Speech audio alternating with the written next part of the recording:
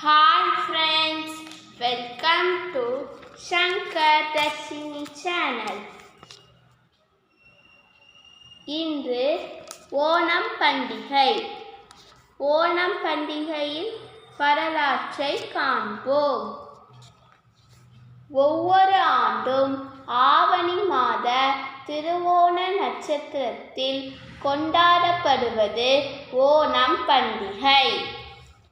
கேரளாவை ஆட்சி செய்த மகாபலி மன்னன் அந்த மக்களின் மீது அளவு கடந்த அன்பு வைத்திருந்தார்.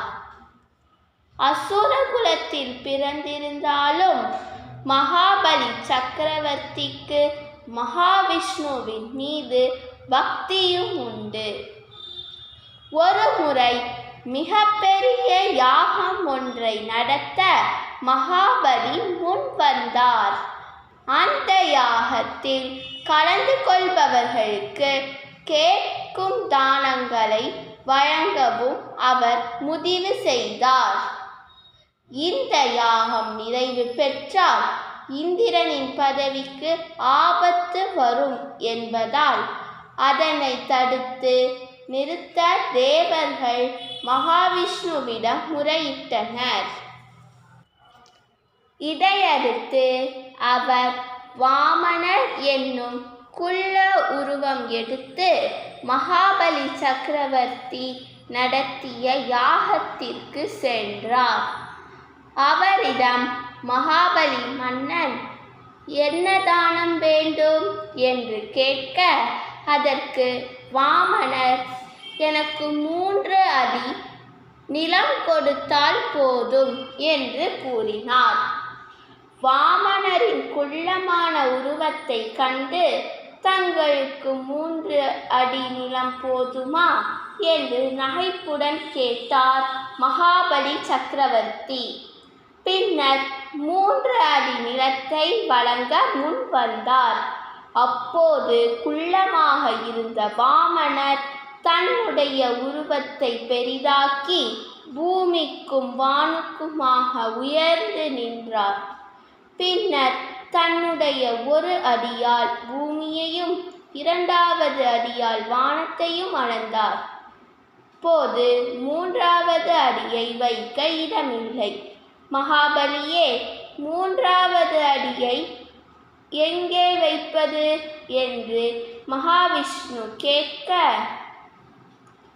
என்னுடைய தலையில் வையுங்கள் என்றார் மகாபலி சக்கரவர்த்தி.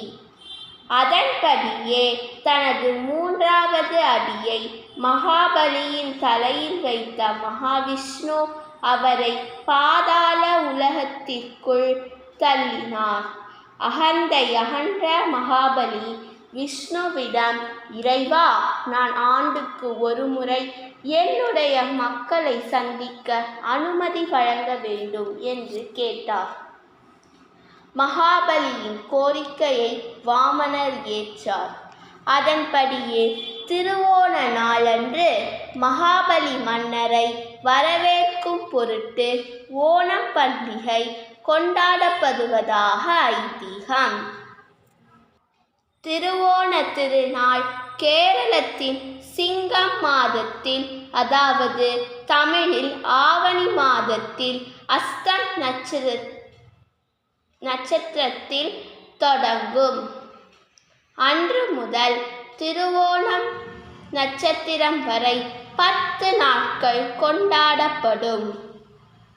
ஒவ்வொரு நாளும் வீடுகள் முன்பு பெண்கள் அத்தப்பூ கோலமிடுவார். அறுசுவை உணவும் பரிமாறப்படும். விழாவின் ஒரு பகுதியாக நடைபெறும் படகு போட்டி மிகவும் பிரசித்தி பெற்றது. அனைவருக்கும் ஓணம் பண்டிகை வாழ்த்துக்கள். இந்த வீடியோ உங்களுக்கு பிடிச்சிருந்தா லைக் பண்ணுங்க, ஷேர் பண்ணுங்க, சப்ஸ்கிரைப் பண்ணுங்க.